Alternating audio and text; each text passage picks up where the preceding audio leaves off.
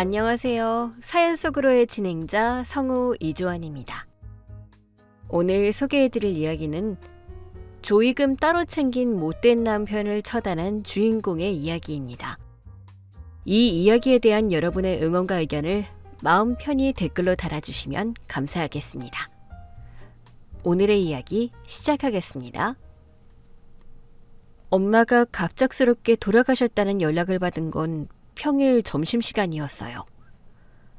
병원 응급실로 달려갔을 때 엄마는 이미 숨을 거두신 상태였죠. 아빠는 충격으로 응급실 의자에 주저앉아 아무 말씀도 못하고 계셨어요. 슬퍼할 겨를도 없었어요. 당장 장례식장을 섭외하고 빈소를 차리고 부고 문자를 돌려야 했으니까요. 저는 눈물을 삼키며 신속하게 움직였어요. 근처 대학병원 장례식장 특실을 예약하고 영정사진을 확대하고 친척들과 지인들에게 연락을 돌렸죠. 그 정신없는 와중에 남편에게는 수십 통의 전화를 걸었지만 계속 통화 중이거나 신호만 가고 받지 않았어요. 결국 부고 문자를 먼저 보내놓고 장례식장에 도착해서 상복으로 갈아입을 때쯤에야 남편에게서 콜백이 왔어요. 나 지금 회의 끝났어. 무슨 전화를 그렇게 많이 했어? 당신 부고 문자 못 봤어? 엄마 돌아가셨어. 지금 땡땡병원 장례식장 특질로 빈소 차렸으니까 당장 와. 아빠가 당신 계속 찾으셔. 아, 진짜? 장모님이 갑자기 왜? 아휴, 알았어. 근데 나 오늘 오후에 진짜 중요한 외부 미팅이 있어서 바로는 못 가. 저녁 늦게나 갈 수 있을 것 같은데? 당신 제정신이야? 장모가 돌아가셨는데 외부 미팅이 중요해?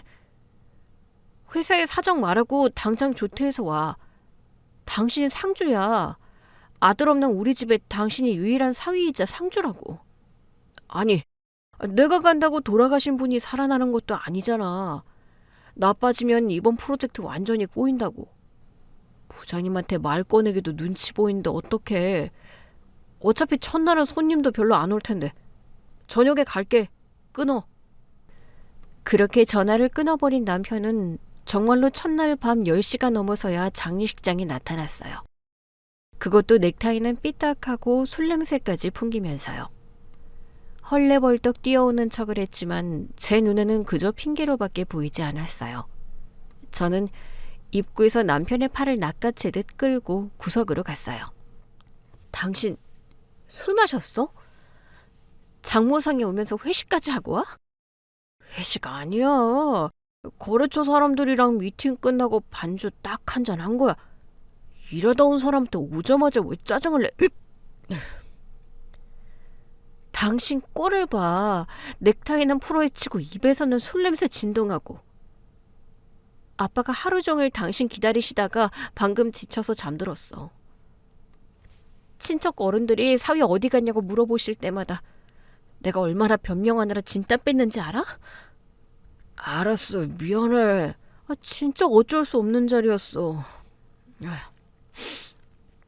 상복 어딨어? 갈아입고 빨리 손님 받을게. 나도 하루 종일 시달리다 와서 피곤해 죽겠구만. 상복 저기 탈의실에 있으니까 당장 갈아입고 나와. 그리고 아빠 깨시면 무조건 죄송하다고 무릎 꿇고 빌어.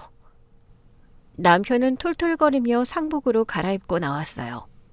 하지만 조문객을 맞이하기는커녕 구석 테이블에 앉아 육개장이 짜다느니 수육이 식었다느니 불평만 늘어놓으며 스마트폰만 들여다보고 있었죠. 참다 못해 한마디 하려던 찰나. 둘째 날 아침이 밝았어요. 본격적으로 손님들이 몰려들기 시작하는 날이었죠. 아침 일찍 남편이 저를 조용히 빈소 밖 비상계단으로 불렀어요. 여보, 내가 방금 장례식장 사무실 가서 가견적서 살짝 봤는데 이거 비용이 너무 비싼 거 아니야? 재단 꽃장식도 제일 비싼 특대형으로 했던데 꼭 그렇게 과하게 해야 해? 엄마 마지막 가시는 길이야. 평소에 꼭 가꾸는 거 좋아하셨던 분이니까 제일 예쁘고 풍성한 걸로 해드리고 싶어서 내가 직접 고른 거야. 아니, 그래도 그렇지. 수위도 최고급 명주로 하고 관도 제일 비싼 향나무로 했더라? 이거 나중에 조의금 들어온 걸로 다 메꿀 수는 있는 거야? 모자라면 우리 생활비에서 나가야 하잖아. 당신 지금 내 앞에서 돈 계산해? 장례 비용은 내가 모아둔 돈이랑 친정 돈으로 알아서 다 처리할 거니까 당신은 단돈 10원도 신경 쓸 필요 없어. 부부 사이에 네 돈 내 돈이 어딨어. 어차피 다 합치면 우리 재산인데. 장모님 돌아가신 건 슬픈 일이지만 산 사람은 현실적으로 살아야지. 손님들 조의금 들어오는 거 장부에 꼼꼼히 잘 적어. 나중에 딴소리 안 나오게. 정말 오만정이 다 떨어지는 순간이었어요. 슬픔에 잠겨있는 아내 앞에서 할 소리가 아니었죠. 저는 대꾸할 가치도 느끼지 못하고 계단을 내려왔어요. 오전 10시가 넘어가자 조문객들이 줄을 잇기 시작했어요. 저는 조의금 접수대를 믿을 만한 사람에게 맡겨야겠다고 생각했어요. 제 친사촌 동생 2명이 일찍 도착해 있길래 그 아이들을 불렀습니다. 둘 다 대학생이고 평소에도 셈이 빠르고 꼼꼼한 성격이라 안성맞춤이었어요. 지훈아, 성훈아, 너희가 오늘 고생 좀 해줘야겠다. 누나, 그런 걱정하지 마. 이모가 우리 어릴 때 얼마나 예뻐해 주셨는데 우리가 접수대 철저하게 지키고 있을게.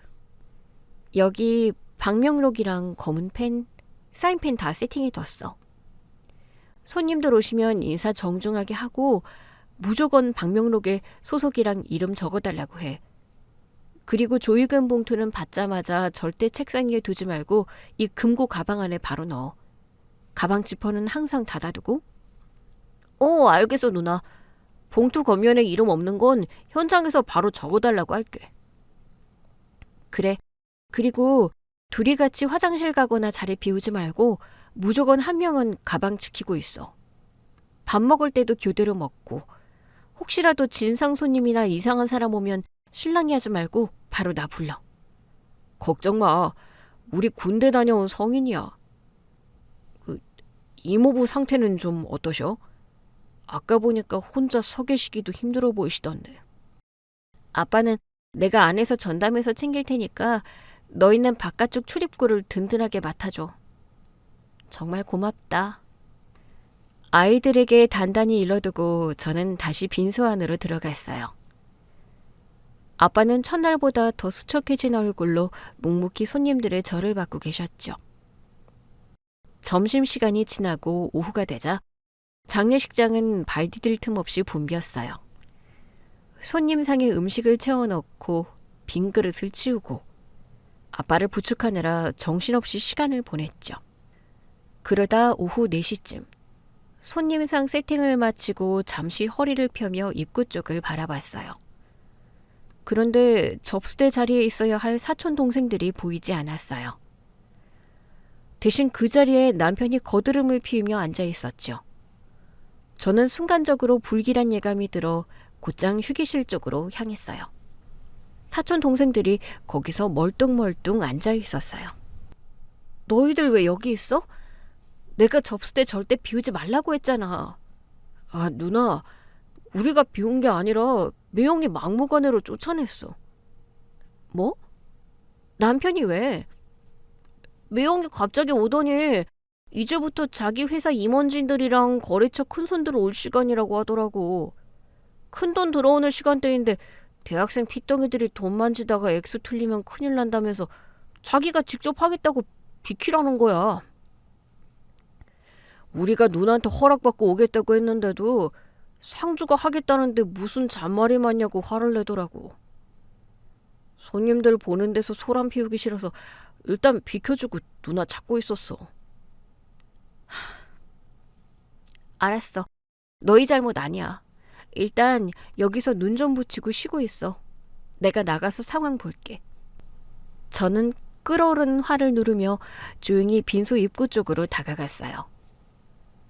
남편은 제가 지켜보고 있다는 사실도 모른 채 접수대에 다리를 꼬고 앉아 스마트폰 게임을 하고 있었죠. 당장 달려가서 끌어내고 싶었지만 남편이 저렇게까지 억지를 부리며 자리를 꿰찬 이유가 있을 거라는 합리적인 의심이 들었어요. 저는 기둥 뒤에 서서 남편의 행동을 예의주시하기 시작했어요. 약 30분쯤 지났을 때였어요. 입구로 연세가 지긋하신 아주 고급스러운 맞춤 정장을 입은 신사 세 분이 들어오셨어요. 딱 봐도 보통 손님은 아니어 보였죠. 남편은 그분들을 보자마자 스마트폰을 끄고 벌떡 일어나 허리를 90도로 굽히며 과장되게 인사를 했어요. 아이고, 안녕하십니까? 먼 길 와주셔서 정말 감사합니다. 상심이 크시겠수. 갑작스러운 비보를 듣고 급하게 달려왔습니다. 고인께서 참 좋은 분이셨는데. 네, 장모님께서도 찾아와 주신 거라시면 무척 기뻐하실 겁니다. 이쪽으로 안내해드리겠습니다. 남편은 능청스럽게 상주 노릇을 하며 손님들을 맞이했어요. 손님 세 분은 각자 안주머니에서 아주 두툼한 흰 봉투를 하나씩 꺼내 남편에게 건넸어요. 일반적인 조의금 봉투 두께가 아니었어요. 최소한 수십 장의 지폐가 들어있는 게 확실해 보였죠. 그런데 그 순간 남편의 손놀림이 아주 기민하게 변했어요. 보통 조의금을 받으면 손님들에게 방명록 작성을 안내하고 받은 봉투는 금고 가방에 넣는 게 정상이죠. 하지만 남편은 손님들에게 방명록을 내밀지도 않았어요. 그저 손님들이 빈소 안쪽으로 들어가기 위해 몸을 돌리는 그 찰나의 순간을 이용했죠. 남편은 방명록을 덮어버린 뒤 그 두툼한 봉투 3개를 한 손에 쥐고 자신의 양복상의 안주머니로 쑥 밀어 넣었어요. 그리고는 아무 일도 없었다는 듯 헛기침을 하며 옷매무새를 다듬었죠. 주변에 보는 사람이 없는지 눈동자를 빠르게 굴리며 주변을 살피는 모습까지 완벽하게 제 시야에 들어왔어요. 심장이 차갑게 식는 기분이었어요. 저 인간이 지금 잡모 장례식장에서 조의금을 빼돌리고 있는 거구나. 그것도 수백만 원 단위의 돈을. 제가 기둥 뒤에서 나와 접수대 쪽으로 걸어가려는 찰나 저보다 먼저 움직이는 사람이 있었어요. 바로 아빠였어요. 빈소 입구 쪽에서 잠시 바람을 쐬고 계시던 아빠가 남편의 뒤편에서 모든 광경을 지켜보고 계셨던 거예요. 아빠의 걸음걸이는 무거웠지만 눈빛만큼은 어느 때보다 매서웠어요. 아빠는 천천히 접수대 앞으로 다가가 남편을 바라보셨어요. 자네, 지금 거기서 혼자 뭘 하는 겐가? 네? 아, 장인어른, 나오셨습니까? 방금 아주 귀한 손님들이 오셔서 제가 직접 맞이하고 있었습니다. 안에서 쉬지 않고 왜 나오셨어요? 내가 묻는 말에 대답이나 하게. 방금 저분들이 자네에게 건네준 그 두툼한 봉투 3개 말이야. 왜 장부의 이름도 적지 않고 금고 가방에 넣지도 않고 자네 안주머니에 쑤셔 넣었는지 묻고 있네. 남편의 얼굴에 순간 당황한 기색이 스쳤지만 이내 특유의 뻔뻔한 미소를 지으며 대꾸했어요. 아, 이거 보셨군요. 오해하지 마십시오. 방금 들어가신 분들은 제 거래처 회장님들입니다. 제 회사 인맥으로 오신 최고 VIP 손님들이라 이분들 조의금은 제가 따로 정중하게 모시려고 챙긴 겁니다. 장모 장례식장에 들어온 조의금을 상주가 자기 주머니에 따로 챙기는 법이 대한민국 천지 어디에 있나. 장례가 다 끝나고 비용을 정산한 뒤에 남은 돈을 나누는 게 이치거늘. 당장 그 주머니에서 봉투 꺼내서 저 가방에 넣게. 장인어른, 참 꽉 막히셨네요. 시대가 어느 때인데 그런 옛날 방식을 고집하십니까? 저분들이 장모님 얼굴이나 알고 그셨겠습니까? 다 제 얼굴 보고 제 영업 능력 보고 이 먼 곳까지 시간 내서 오신 분들입니다. 내 손님이 낸 돈이니 이 돈 내가 가져도 되잖아. 솔직히 틀린 말 아니지 않습니까? 뭐라? 이놈이 지금 상갓집에서 못하는 소리가 없구나. 이놈이 정녕 사람이냐? 아, 소리 지르지 마십시오. 손님들 다 듣습니다. 안 그래도 요즘 대출이자 갚기도 빠듯하고 회사 일도 힘든데 제가 제 인맥으로 들어온 제 돈 좀 챙기겠다는데 장인어른이 왜 이래라 저래라 하십니까? 설마 장례식 비용 낼 돈이 없어서 제 손님 돈까지 탓내시는 겁니까? 그 오만방자한 말이 끝나기가 무섭게 짝 하는 날카로운 파열음이 장례식장 로비에 울려 퍼졌어요. 아빠가 있는 힘껏 남편의 뺨을 올려붙이신 거였어요. 남편의 고개가 완전히 옆으로 돌아갔고 로비에 있던 모든 친척들과 조문객들의 시선이 일제히 접수대 쪽으로 쏠렸죠. 장례식장에는 숨막히는 정적이 흘렀어요.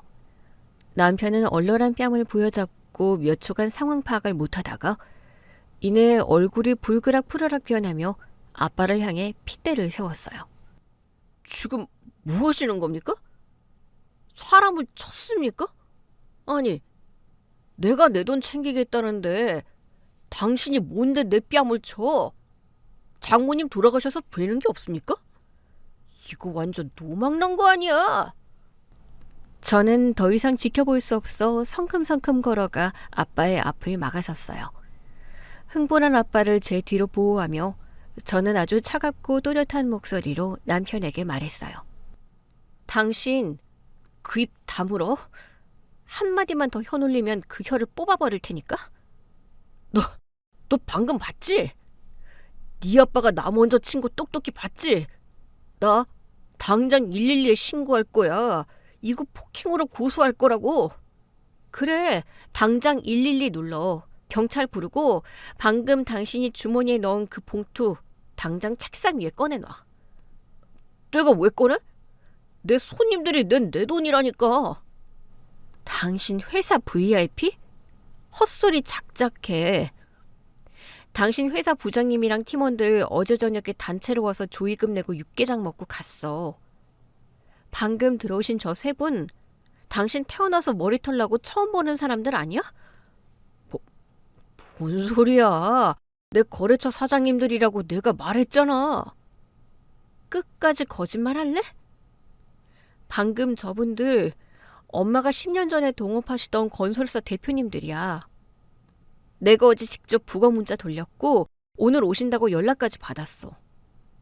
어디서 엄마 지인분들 돈을 중간에서 날치게 하려고 들어? 당장 안 꺼내? 내가 직접 당신 양복 안주머니 찢어서 꺼내줄까? 제 입에서 정확한 사실이 튀어나오자 남편의 동공이 사정없이 흔들리기 시작했어요. 하지만 여기서 물러나면 끝장이라는 걸 아는지 끝까지 오리발을 내밀려 하더군요. 미친 소리 하지 마. 네가 지금 제정신이 아니구나. 아무튼 이거 내 돈이니까 난 이 돈 가지고 갈 거야. 이런 미친 집구석에 더는 못 있어. 남편이 몸을 돌려 도망가려는 찰나 저는 접수대 옆에 있던 내선 전화기를 들고 관리실 번호를 눌렀어요. 실장님, 저 302호 상주입니다. 여기 접수대 정면 비추는 로비 CCTV 당장 영상 파일로 백업해서 제 이메일로 쏴주세요. 아, 네, 상주님. 무슨 문제라도 있으신가요?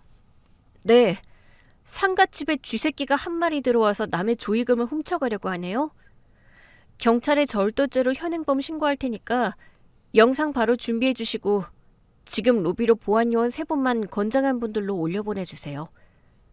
불청객 하나 밖으로 쓰레기 버리듯 던져버려야 하니까요. 제가 전화기에 대고 한치의 망설임 없이 지시를 내리자 남편의 안색이 하얗게, 아니 창백하게 질려버렸어요. 주변에 서 있던 친척 어른들이 수근거리는 소리가 남편의 귓가를 때렸죠. 세상에, 사위가 장모 조의금을 훔쳐? 어쩐지 아까부터 혼자 돈통 꿰차고 앉아있더라니. 사면초가에 몰린 남편은 덜덜 떨리는 손으로 양복 안주머니에 손을 넣었어요. 그리고는 두툼한 흰 봉투 3개를 꺼내 접수대 위로 신경질적으로 집어 던졌어요. 더러워서 진짜. 그래, 너희들끼리 그 돈 끌어안고 평생 잘 먹고 잘 살아라. 내가 똥 밟은 색 칠 테니까. 액수나 확인하자. 봉투 하나당 100만 원, 총 300만 원. 남의 장례식장 와서 300만 원 도둑질하다 걸렸으면 무릎 꿇고 싹싹 빌어도 모자를 파네. 혓바닥이 너무 기네? 야, 네가 어떻게 나한테 이럴 수 있어? 명색이 네 남편인데 사람들 앞에서 이렇게 망신을 줘? 남편? 장모상에서 조의금 훔쳐서 도망가려는 남편은 이 세상에 없어. 당신은 오늘, 아니, 지금 이 시간부로 끝이야. 저는 바닥에 떨어져 있던 굵은 소금 바구니를 들어 남편의 발밑에 확 뿌려버렸어요. 그 더러운 손으로 박명록 건드리지 말고 당장 꺼져. 내일 장례 끝나면 당신 짐 다 싸서 본가로 착불로 보내버릴 테니까 법원에서 위자료 청구 소장이다 기다려. 보안요원들이 엘리베이터에서 내리자 남편은 팔에 차고 있던 상조 완장을 바닥에 패대기 치고는 도망치듯 장례식장 밖으로 뛰어나갔어요. 저는 남편이 던지고 간 300만 원을 접수대 금고에 정확히 넣고 아빠의 손을 굳게 잡았어요. 눈물은 단 한 방울도 나지 않았어요. 머릿속은 오직 이 상황을 어떻게 완벽하고 깔끔한 서류로 만들어 법원에 제출할지에 대한 계산으로 팽팽하게 돌아가고 있었죠. 제가 생각에 잠겨 있을 때 식탁 위에 올려둔 제 핸드폰이 요란하게 울리기 시작했어요. 화면을 보니 시어머니의 번호가 떠 있었죠. 장례식 기간 내내 코빼기도 비치지 않다가 모든 상황이 종료된 지금 그것도 쫓겨난 남편이 본가로 돌아간 이 시점에 전화가 왔다는 건 뻔한 수순이었어요. 네, 어머니. 애미야, 상 치르느라 고생 많았다. 친정엄마 먼저 보내고 마음이 얼마나 찢어지겠니? 용건만 말씀하세요. 장례식장에 얼굴 한번 안 비추시더니 밤늦게 무슨 일이신가요? 네가 슬퍼서 날이 서 있는 건 알겠다만 어른한테 말버릇이 그게 뭐니? 내가 몸살이 나서 못 간 걸 어쩌겠어. 그건 그렇고 내가 방금 우리 아들한테 얘기를 듣자 하니 장례식장이 아주 발칵 뒤집혔다며? 사돈 어른이 장례식장 한복판에서 내 아들 뺨을 쳤다면서? 남편한테서 앞뒤 상황 다 빼먹고 본인 맞은 것만 들으셨나 보네요? 앞뒤 상황이 뭐가 중요해? 아무리 상준이라 마음이 안 좋아도 그렇지 귀한 남의 집 아들 얼굴에 다짜고짜 손을 대는 게 말이 되니? 폭행이야 그거. 범죄라고. 어머니, 남편이 뺨 맞기 전에 무슨 짓을 했는지 정말 못 들으셨어요? 아니면 듣고도 모른 척 하시는 건가요? 들었지, 들었어. 우리 아들이 자기 인맥으로 온 손님 조의금 좀 융통하겠다는데 그게 그렇게 큰 죄니? 산 사람은 살아야 할 거 아니야. 친정엄마는 죽어서 땅에 묻히면 끝이지만 내 아들은 지금 살아서 숨을 쉬는데 융통성 없이 꼭 그렇게 아들 망신을 줘야 속이 시원해? 시어머니의 입에서 나오는 말들은 남편의 뻔뻔함이 어디서부터 기원했는지 완벽하게 증명해주고 있었어요. 저는 끓어오르는 어처구니 없음을 차갑게 식히며 또박또박 대꾸했어요. 어머니, 분명히 짚고 넘어갈게요. 그 돈 남편 손님 돈 아닙니다. 저희 친정엄마 옛날부터 아시던 지인분들 돈이었고요. 남편이 장부 적는 척하면서 봉투 겉면 명함 확인하고 중간에서 가로채려다 걸린 명백한 절도 미수입니다. 남의 장례식장에서 그것도 사위라는 작자가 조의금을 훔쳤어요. 절도라니, 훔치다니. 말이 심하지 않니? 부부 사이에, 아니 가족 사이에 돈 좀 섞일 수 있는 거지. 니들 부부 돈이 그 돈이지 별거니? 안 그래도 우리 아들 요즘 빚 때문에 매일 밤잠도 못 자고 힘들어 죽으려고 하는데 장모가 돼가지고 사위 빚 하나 안 갚아주다가 훌쩍 돌아가신 마당에 그 돈 300만 원 좀 사위 주면 덧나니? 남편 빚이요? 무슨 빚인지 저는 금시초문인데요? 공동생활비 카드는 밀린 적 없고 남편 월급은 각자 관리해서 제가 남편 빚을 알 턱이 없죠. 도대체 무슨 빚을 졌길래 상가집 조의금통에 손을 대나요? 네가 평소에 남편한테 관심이 없으니 모르지. 투자 좀 잘못해서 마이너스 통장 쓴 거 가지고 은행에서 톡촉 전화 오고 난리도 아니란다.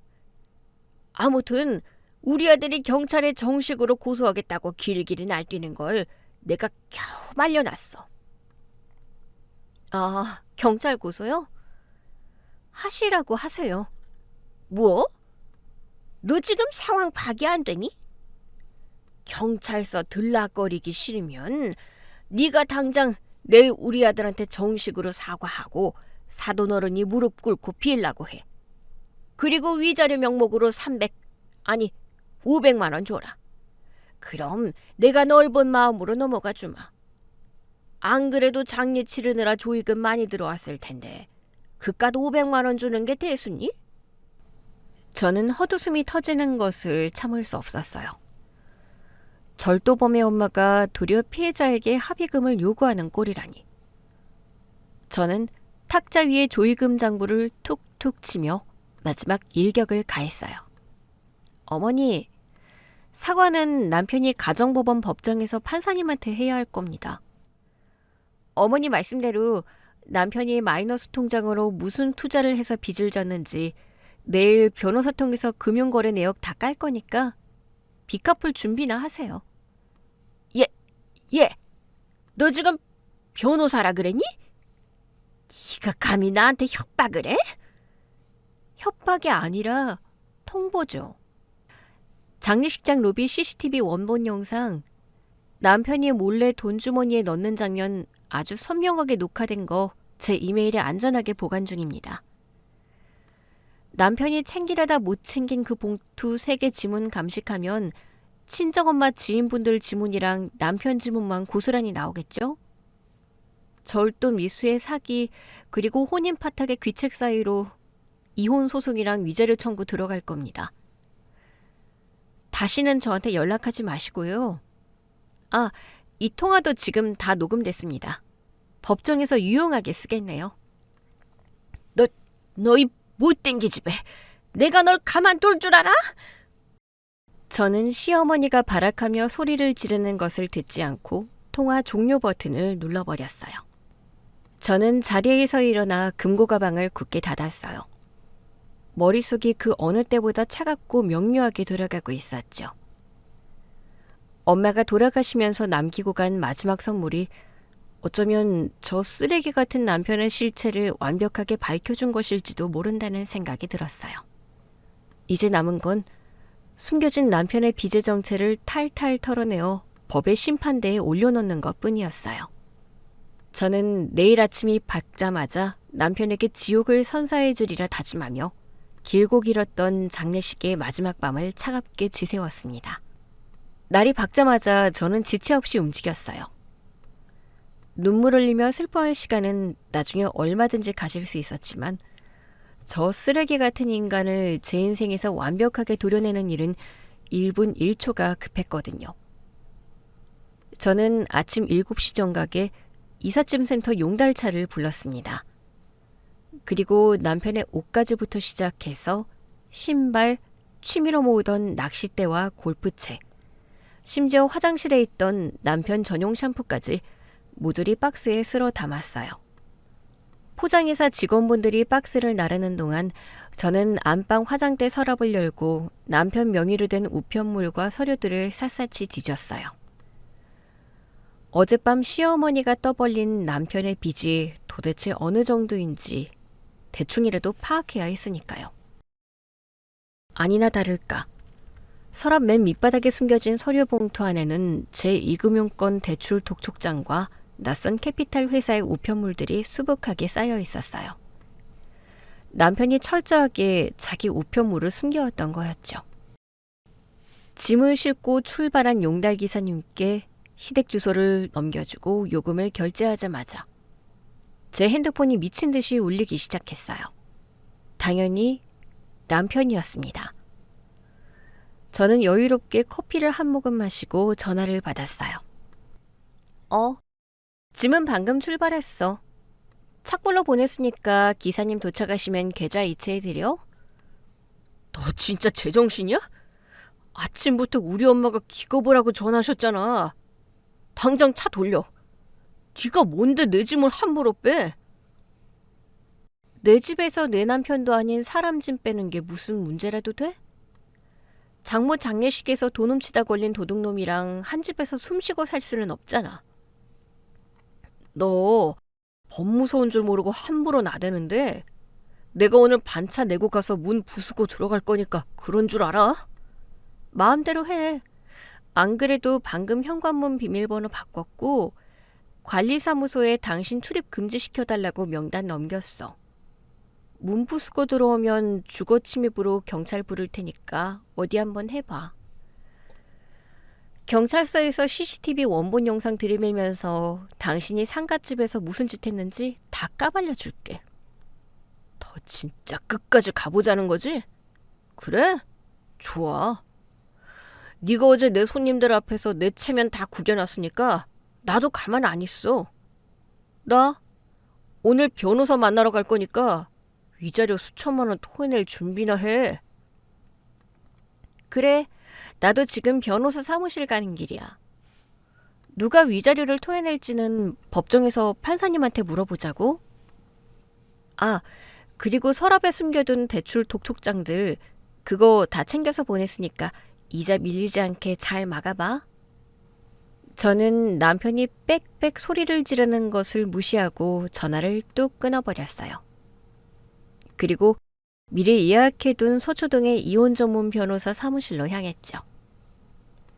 변호사님은 제가 어젯밤 미리 이메일로 보내둔 장례식장 로비 CCTV 영상과 조의금 장부 사본, 그리고 남편의 대출 독촉장 사진들을 꼼꼼히 검토하고 계셨어요.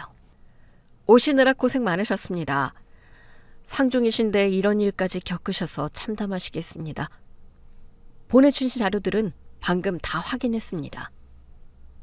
변호사님, 이혼 소송과 동시에 손해배상 청구까지 완벽하게 진행하고 싶습니다. 재산 분할은 단 1원도 뺏기기 싫고요. 승산이 얼마나 될까요? CCTV 영상이 아주 결정적입니다. 남편분이 봉투를 받고 장부에 기재하지 않은 채 양복 안주머니에 은닉하는 장면, 그리고 의뢰인 아버님께 적발된 후에도 반환을 거부하며 변명하는 음성 녹음까지 완벽한 증거입니다. 게다가 어머님과의 통화 녹음에서 시어머니가 남편의 행동을 정당화하며 합의금을 요구하는 내용까지 있으니 혼인 파탄의 귀책 사유는 100% 남편과 시댁 쪽에 있습니다. 남편이 지금 빚이 꽤 많은 것 같습니다. 시어머니 말로는 마이너스 통장으로 투자를 했다고 하는데 서랍에서 나온 건 제2금융권 대출 독촉장이었어요. 이 빚이 혹시 저한테 연대 책임으로 넘어오거나 재산 분할에서 불리하게 작용할 여지가 있나요? 그 부분을 가장 먼저 짚고 넘어가야 합니다. 저희 쪽에서 금융거래정보 제출 명령을 법원에 신청하면 남편의 정확한 채무 규모와 사용처를 파악할 수 있습니다. 부부 공동생활을 위한 채무가 아니라 남편 개인의 도박이나 무리한 사기 투자로 인한 채무라면 의뢰인님께서는 전혀 책임지실 필요가 없습니다. 오히려 남편의 유책 사유를 가중시키는 증거가 되죠. 당장 신청해 주세요. 그리고 남편이 훔치려던 돈이 원래 저희 엄마 지인분들 조의금이었는데 그분들께도 사실 확인서를 받아두면 유리할까요? 물론입니다. 그분들이 직접 남편을 보고 온 것이 아니라 고인과 의뢰인을 보고 조의를 표한 것이라는 내용의 사실 확인서를 써주신다면 남편이 자기 인맥의 돈이라고 우기던 주장은 완벽하게 탄핵됩니다. 변호사 사무실에서 나와 차에 올라탄 저는 곧바로 어제 장례식장에 오셨던 건설사 대표님께 전화를 걸었어요. 대표님, 어제 빈소에서 큰 소란을 피워 정말 죄송합니다. 엄마 보내드리는 자리에 귀한 걸음 해주셨는데 불미스러운 모습을 보여드려 고개 숙여 사과드립니다. 아닙니다. 오히려 우리가 미안하죠. 상주가 그렇게 나올 줄은 꿈에도 몰랐습니다. 고인께서 생전에 참 훌륭하신 분이었는데 사위가 그런 사람인 줄은 저희도 몰랐네요. 마음고생이 많겠습니다. 네, 실은 어제 일로 남편과 이혼 소송을 진행하게 되었습니다. 염치불구하지만 나중에 법원에 제출할 사실 확인서를 한 장 부탁드려도 될까요? 어제 주신 조의금이 남편과의 친분 때문이 아니라 저희 엄마를 위한 것이었다는 내용이면 됩니다. 아유, 그럼요. 100번이라도 써드리지요. 그런데 사실 제가 오늘 전화를 한번 드리려고 했습니다. 어제 그 자리에서는 차마 말을 못했는데 이혼까지 하신다니 숨김없이 말씀드려야겠네요. 네? 숨기신 일이라니요? 무슨 말씀이신가요? 그 사위라는 사람 말입니다. 장모님 돌아가셨다는 부고 문자를 받자마자 저희 쪽으로 개인 번호로 전화를 걸어왔습니다. 제 남편이 대표님께 전화를 했다고요? 순간 온몸에 소름이 돋았어요. 남편은 대표님과 일면식도 없는 사이였거든요. 네. 부고 문자에 적힌 상주 번호로 전화가 오길래 받았죠. 대뜸 자기가 사위인데 장모님이 갑자기 돌아가셔서 장례 비용도 부족하고 집안 사정이 많이 어렵다며 아주 절절하게 울먹이더군요. 그래서 장모님 생전에 신세진 분들께 염치불구하고 연락을 돌리고 있다면서요. 그런 말도 안 되는... 저희야 고인과 각별한 사이였으니 남은 가족들이 경제적으로 힘들다는 말에 마음이 아파서 일부러 조의금을 넉넉히 준비해서 현금으로 찾아간 겁니다. 그런데 어제 빈소 가보니까 장례식장도 제일 좋은 특실이고 손님도 많아서 갸우뚱했죠. 그러다 접수대에서 사위가 그 돈을 슬쩍 챙기는 걸 보고 눈치를 챘습니다. 아, 이 사람이 우리한테 거짓말을 하고 돈을 뜯어내려 했구나 하고요. 머리를 망치로 세게 얻어맞은 기분이었어요. 우발적인 행동이 아니었어요. 장례식장에서 순간의 욕심에 눈이 멀어 돈을 훔치려던 게 아니라 처음부터 계획적으로 엄마의 부고를 이용해 가장 돈을 많이 낼 것 같은 VVIP 명단에 개별적으로 연락을 돌려 돈을 빼돌리려 했던 치밀한 사기극이었죠. 분노를 넘어 치가 떨렸습니다.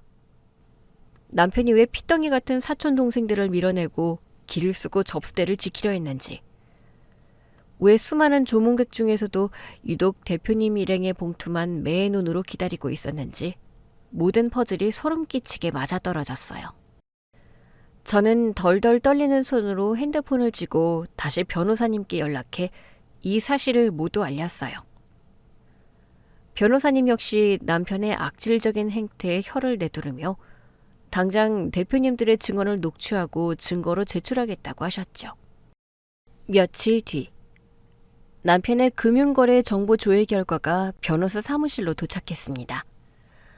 변호사님과 마주 앉아 서류를 확인하던 저는 남편이 그토록 300만 원의 목숨을 걸어야 했던 진짜 이유를 두 눈으로 확인하게 되었습니다. 의뢰인님, 예상보다 상황이 훨씬 심각합니다. 남편분 명의로 된 대출 건수가 제1금융권 마이너스 통장한도 초과부터 시작해서 제2금융권 저축은행 3곳, 그리고 대부업체 2곳까지 총 6건입니다. 누적된 채무액만 4억 5천만 원이 넘어갑니다. 4억 5천이요? 평범한 회사원이 어떻게 그 짧은 시간에 그런 큰 빚을 질 수가 있죠? 도대체 어디다 쓴 겁니까? 계좌 내역을 추적해보니 대출받은 금액 전액이 특정 개인 계좌 3곳으로 분산 송금되었습니다. 이 계좌들의 명의자를 조회해보니 경찰 쪽에서 불법 사설 도박장 및 미인가 사모펀드 운영 펌디로 예의주시하고 있는 조직원들의 대포 통장이더군요. 불법 사설 투자장이요? 순간 베란다에서 통화하던 남편의 목소리와 호세가 심했던 남편의 고향 친구 동식이의 얼굴이 뇌리를 스쳤습니다. 코인 투자로 대박이 났다며 외제차를 끌고 다니던 그 친구가 사실은 불법 도박장이나 다름없는 다단계 사기판을 벌이고 있었고, 제 남편은 그 허황된 수익률에 속아 자기 명의로 영끌 대출을 받아 돈을 쏟아부었던 거였어요. 더 충격적인 건 송금 날짜와 출금 날짜입니다. 사설 투자장의 이자 상환일, 그러니까 원금을 갚지 않으면 지연이자가 눈덩이처럼 불어나거나 이른바 작업이 들어오는 결제 마감일이 매월 15일로 찍혀 있습니다. 15일이요? 잠깐만요. 엄마 장례식 둘째 날이 바로 15일이었어요. 맞습니다. 장례식 둘째 날 오후 6시까지 어떻게든 600만 원의 급전을 입금하지 않으면 대부업체와 불법 사채업자들이 남편분의 회사로 찾아가거나 압류가 들어올 상황이었습니다. 그래서 남편분은 고인의 부고를 미끼로 지인들에게 전화를 돌렸고 장례식장 접수대에 앉아 그 돈이 들어오기만을 초조하게 기다렸던 겁니다. 남편은 슬픔에 빠진 상주가 아니었습니다. 빚쟁이들에게 쫓겨 시야가 좁아진 도박 중독자이자 위기를 모면하기 위해 장모의 죽음마저 철저하게 돈벌이 수단으로 이용한 파렴치한 사기꾼이었죠. 저는 서류를 내려놓고 차가운 미소를 지었습니다. 모든 진실이 명백하게 드러났으니 이제 짓밟아줄 일만 남았으니까요. 그날 오후, 제 회사 로비 카페에 남편이 불쑥 찾아왔습니다. 머리는 며칠 감지 않았는지 떡져 있었고 눈 밑에는 다크서클이 짙게 내려앉은 초라한 몰골이었죠. 남편은 저를 보자마자 다짜고짜 테이블 맞은편에 앉으며 억지 웃음을 지어 보였습니다. 여보, 나 진짜 며칠 동안 본가에서 한숨도 못 자고 생각 많이 했어. 내가 다 잘못했어. 상갓집에서 내가 너무 예민해져서 미친 짓을 했어. 장인어른한테도 당장 가서 무릎 꿇고 빌게 이혼 소송 취하해줘. 취하? 네가 잘못한 건 상갓집에서 돈 훔치려다 걸린 것만이 아닐 텐데? 어? 그게 무슨 소리야. 내가 돈 욕심에 눈이 멀어서 장인어른이랑 당신한테 상처 준 거 그거 평생 갚으면서 살게. 우리 집 다시 합치자. 나 당장 오피스텔이라도 알아보고 나갈 테니까 나 우리 집 대출이자만 좀 내주면 안 될까? 내가 이번 달 생활비가 다 떨어져서 그래. 저는 말없이 가방에서 서류 봉투를 꺼내 남편 앞에 테이블 위로 툭 던졌습니다. 생활비가 떨어진 게 아니라 사채업자 이자 막을 돈이 떨어진 거겠지. 불법 사설 도박장에 4억 5천 쏟아붓고 쫓기는 신세인 거 언제까지 숨길 수 있을 줄 알았어? 남편의 표정이 순식간에 굳어지며 입술이 파르르 떨리기 시작했습니다. 너 그걸 어떻게... 아니야, 그거 도박 아니야. 동치기가 확실한 정보라고 해서 단기 투자를 2배 불려서 당신 호강시켜주려고 무리해서 들어간 거야. 진짜야. 내 핑계 대지 마. 입만 열면 거짓말이네. 15일 오후 6시 마감. 장례식장에서 부족한 돈 안 훔치면 당장 회사에 사채업자들 쳐들어올 판이니까 그 난리를 쳤던 거잖아. 당신이 건설사 대표님한테 상주인 척 전화해서 가난 코스프레하며 돈 구걸한 것도 다 확인 끝났어. 당신 빚잔치에 우리 가족 팔아먹은 대가 철저하게 치르게 해줄게.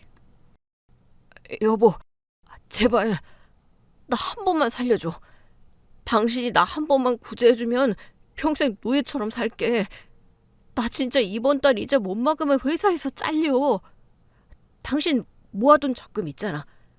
그걸로 일단 내 급한 불만 꺼주면 내가 평생 벌어서 갚을게. 사람 말귀를 못 알아듣네. 너 짐 쌀 때 같이 보낸 서류 못 봤어? 이혼 소장과 함께 위자료 청구 그리고 장례식장에서의 정신적 피해에 대한 손해배상 청구까지 싹 다 들어갔어. 내 적금을 깨서 널 도와줘?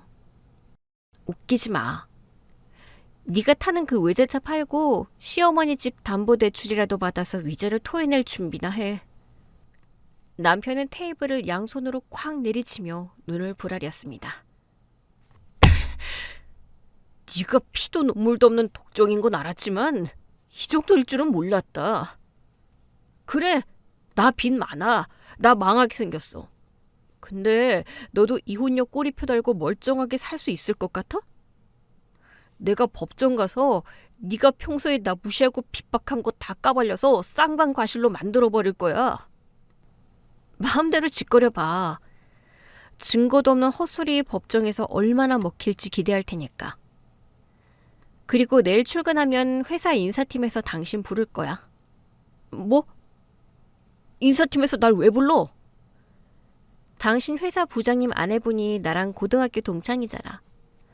어제 부장님 댁에 과일 바구니 하나 보내면서 장식장에서 당신이 우리 엄마 지인분들 조의금 훔쳐서 사설 도박빚 갚으려 했던 사실 아주 상세하게 전해드렸거든.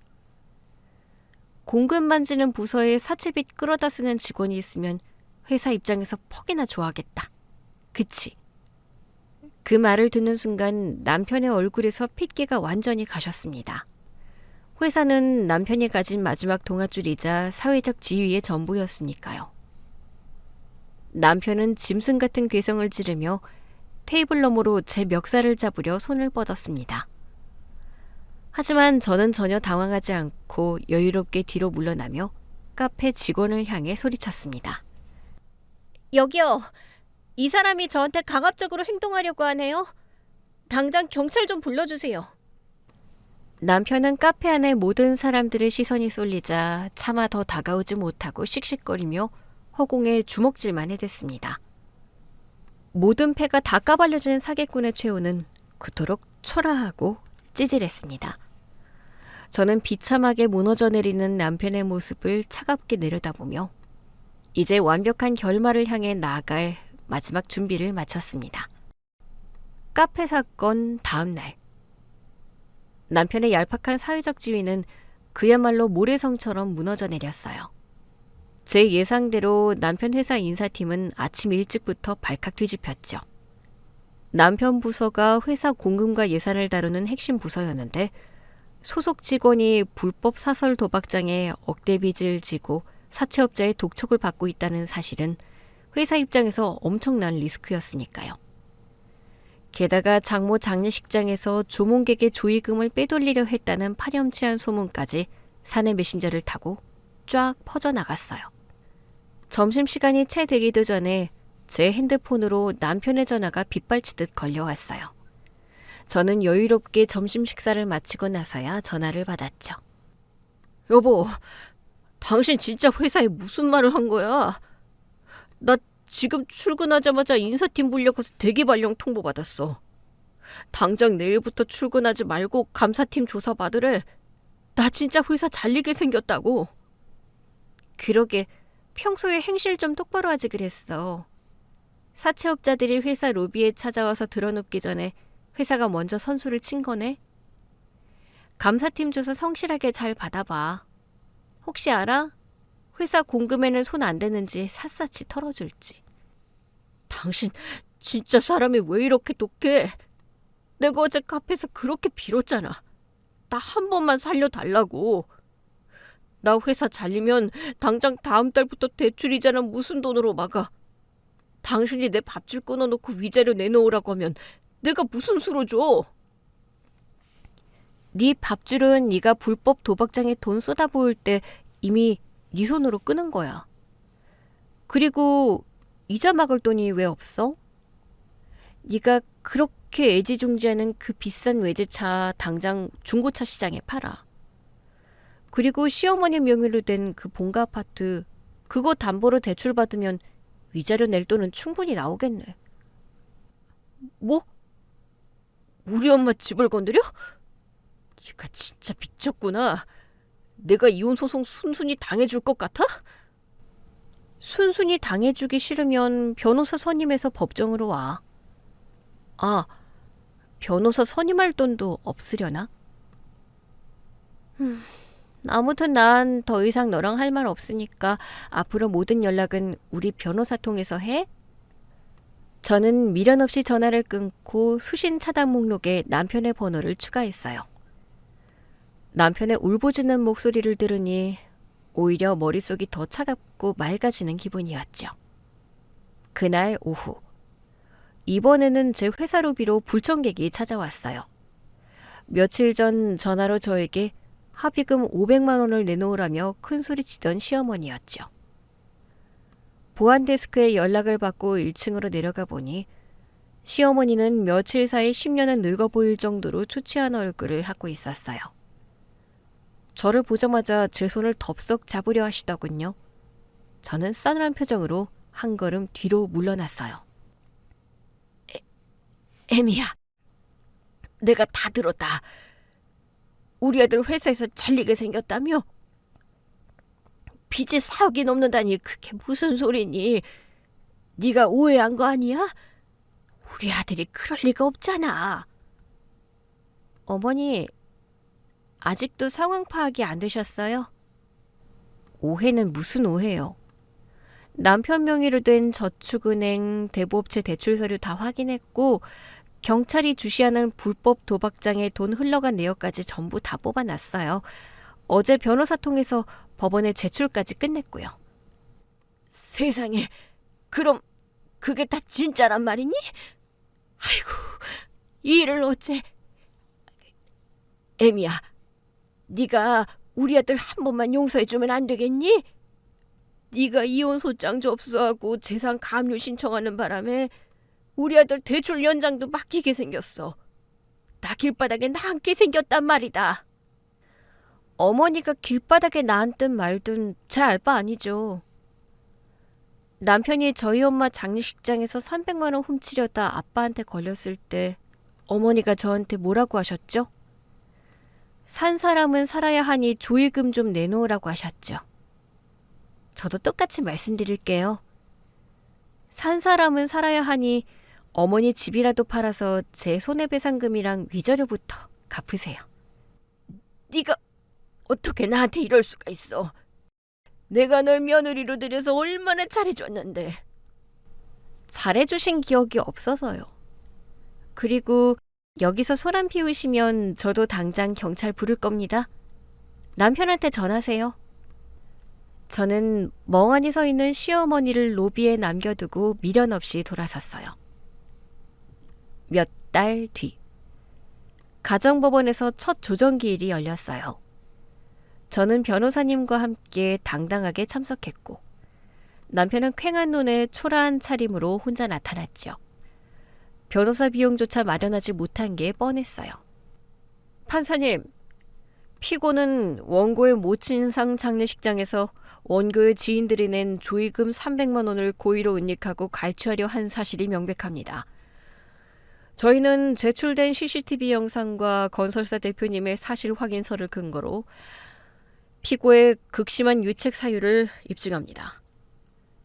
이에 따라 위자료 3천만 원은 물론이고 장례식장이라는 특수한 공간에서 원고와 원고의 부친에게 씻을 수 없는 모멸감과 정신적 고통을 준 점, 그리고 조의금 부당이득 반환 미수권을 묻고 별도의 손해배상 청구 소송까지 병합하여 총 5천만 원을 청구하는 바입니다.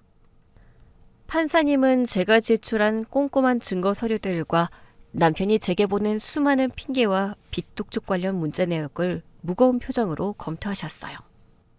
판사님, 제가 빚 때문에 순간적으로 이성을 잃고 잘못된 판단을 한 건 맞습니다. 하지만 돈은 결국 다 돌려주지 않았습니까? 그리고 저도 장인어른한테 뺨을 맞아서 엄청난 수치심을 느꼈습니다. 손해배상 청구 5천만 원은 너무 가혹합니다. 저 지금 회사에서도 권고사직당해서 수입도 없고 신용 불량자 되기 직전입니다. 한 번만 선처해 주십시오. 당신이 돈을 돌려준 게 아니라 내가 보안요원 부르고 CCTV 확인하겠다고 하니까 마지못해 던지고 간 거잖아. 그리고 아빠한테 뺨 맞은 게 억울해? 남의 장례식장에서 사기쳐서 돈 빼돌리려던 사기꾼이 뺨 한 대 맞은 걸로 수치심을 운우네? 여보, 제발. 나 진짜 남은 돈이 하나도 없어. 우리 엄마도 매일 울다가 쓰러지셔.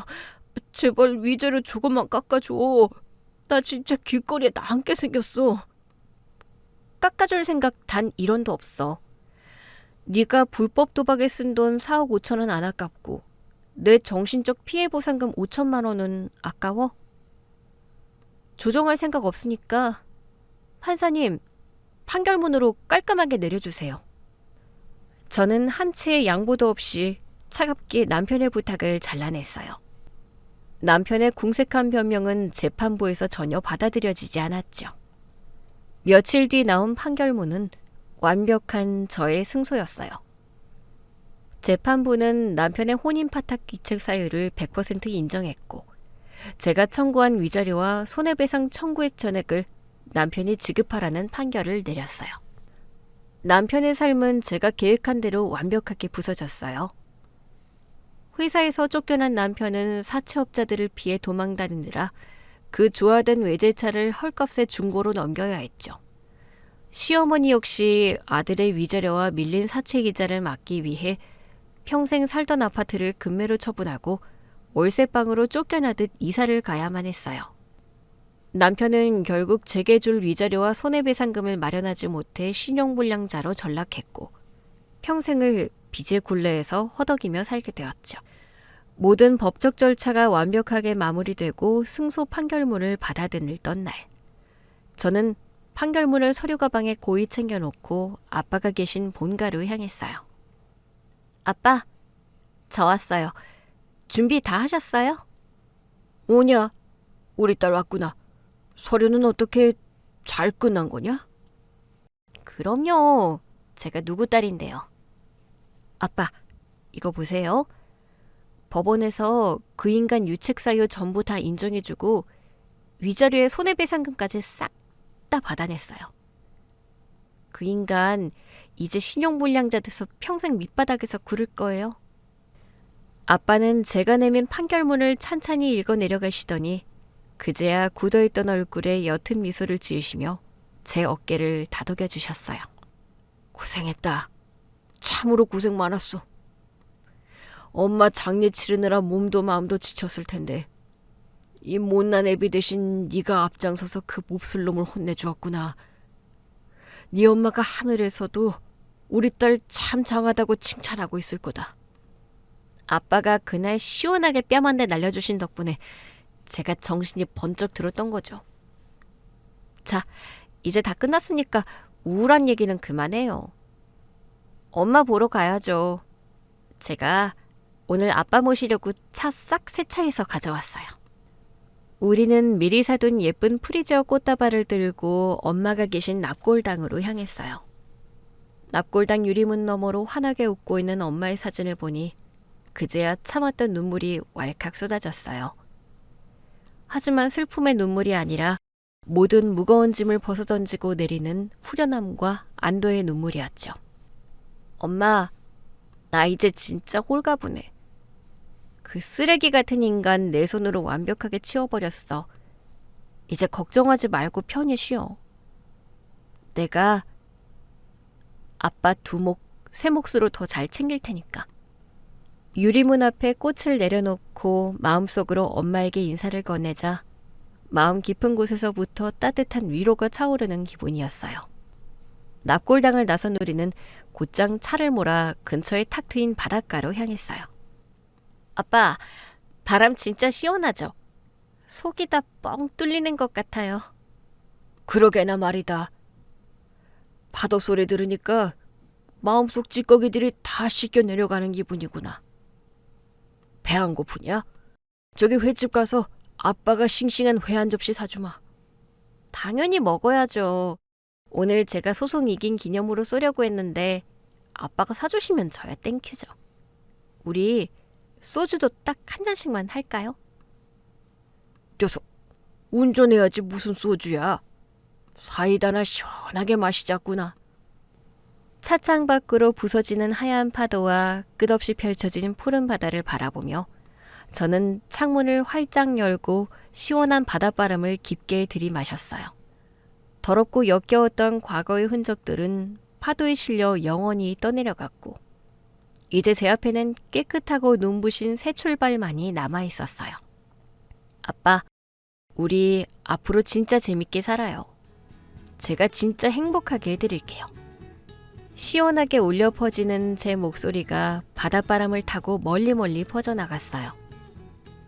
제 인생에 진짜 눈부신 막이 오르는 완벽하게 통쾌하고 짜릿한 하루였습니다. 오늘 준비한 이야기는 여기까지입니다. 재미있게 들으셨다면 구독과 좋아요, 알림 설정까지 눌러주세요. 지금 어디서 듣고 계세요? 여기는 서울이고요. 다음 이야기로 다시 찾아뵙겠습니다. 청취자 여러분, 오늘도 행복하세요.